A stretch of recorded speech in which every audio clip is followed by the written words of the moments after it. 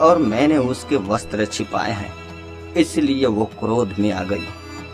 तो क्या वे वस्त्र सचमुच आपने छिपाए थे बाबा? मुझे विश्वास नहीं आता कि एक साधु ऐसी चेष्टा कर सकता है। अवश्य इसके पीछे कोई और सत्य होगा। ये वस्त्र वास्तव में एक बंदर ने छिपाए थे, जो पेड़ पर बैठा सब देख रहा था। तो क्रोध में उस लड़की ने मुझे श्राप दे दिया और मैं कौवा बन गया। ये तो बहुत बड़ा अन्याय हुआ आपके साथ बाबा। यदि आप निर्दोष थे तो फिर आपका यह श्राप इतने वर्षों बाद आज कैसे समाप्त हुआ? साधु बाबा के चेहरे पर अब एक संतोष की लहर दौड़ गई। जब उस लड़की को पता चला कि वस्त्र बंदर ले गया था, तो वह कहने लगी कि अब यह श्राप वापस नहीं आ सकता, लेकिन यदि तुम मनुष्यों की सेवा करो तो यह समाप्त हो सकता है। यदि तुम किसी मनुष्य की बिना किसी लोभ के सहायता करो और वह तुम्हें हृदय से आशीष दे, तो वापस अपने असली रूप में आ सकते हो। ओह, तो इसका अर्थ है कि जब मैंने आज हृदय से आपको आशीष दिया और आपका धन्यवाद किया तो आपका वह श्राप टूट गया। साधु बाबा ने मुस्कुराकर हाँ में सिर हिलाया और मोहन के कंधे पर हाथ रखा, जिसकी भलाई और सच्चे आशीष ने आज उन्हें फिर से मनुष्य बना दिया। मोहन के मन में साधु बाबा के लिए आदर और भी बढ़ गया, क्योंकि उसने इतने दिनों तक एक साधु की सेवा की थी और उसे इस बात का ज्ञान भी नहीं था। हाँ बेटा, अब मैं तुम्हारी और तुम्हारे बेटे के सच्चे प्रेम और आशीष के कारण फिर से अपने असली रूप में आ गया हूँ और मेरी कैद समाप्त हो गई है। मोहन ने जब ये सुना तो उसकी आंखों में प्रसन्नता के आंसू आ गए और उसने सोचा कि ऐसी पवित्र आत्मा को इस प्रकार जंगल में अकेला नहीं छोड़ा जा सकता। महात्मा, आप मेरे साथ मेरे घर चलें। मैं और मेरा पूरा परिवार आपकी सेवा करना चाहता है। आपने हमारे घर को धन्य किया है। नहीं बेटा, मैं तुम्हारे साथ तुम्हारे घर नहीं जा सकता।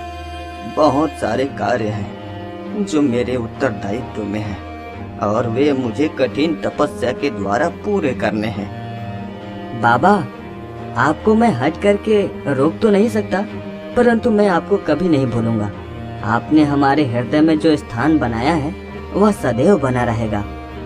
साधु बाबा ने मोहन की उदासी को अनुभव किया और उन्होंने सोचा कि इस निर्धन और दयालु लकड़हारे ने बिना किसी लोभ के एक घायल कौवे के प्राण बचाए, इसलिए इसे इसका फल मिलना चाहिए।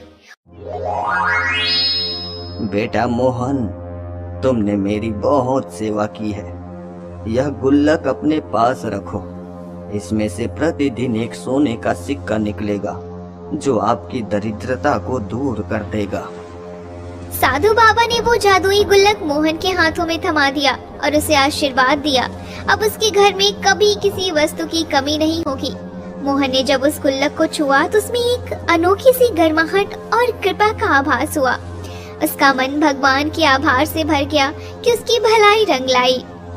बाबा, मुझे इस धन की आवश्यकता नहीं थी। मैंने तो केवल एक मूक पक्षी की सहायता की थी, परंतु आपका यह उपहार मैं आशीर्वाद समझकर रखूंगा। साधु बाबा ने मोहन के सिर पर हाथ रखा और एक बार फिर मुस्कुराकर जंगल के घने रास्तों की ओर चल दिए, जहां वे देखते ही देखते ओझल हो गए। मोहन उस जादुई गुल्लक को अपने सीने से लगाकर अपने घर की ओर वापस चल पड़ा। उसकी पत्नी और बेटा नंदू उसकी प्रतीक्षा कर रहे थे। सुनीता, नंदू, देखो आज भगवान ने हमारे भाग्य ही बदल दिए हैं। हमारा प्यारा कौवा वास्तव में एक साधु बाबा थे जो मुक्त हो गए हैं।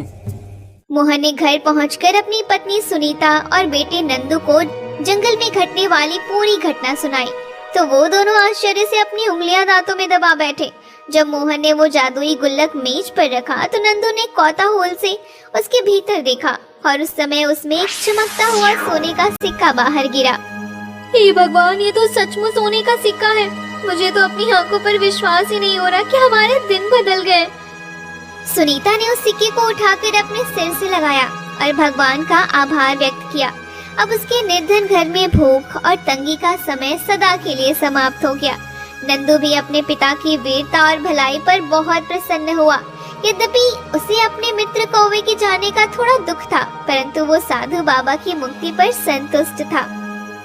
पिताजी, मुझे उस कौवे की बहुत याद आएगी, लेकिन मैं खुश हूँ कि वो दोबारा इंसान बन गए और उन्होंने हमें यह आशीर्वाद दिया।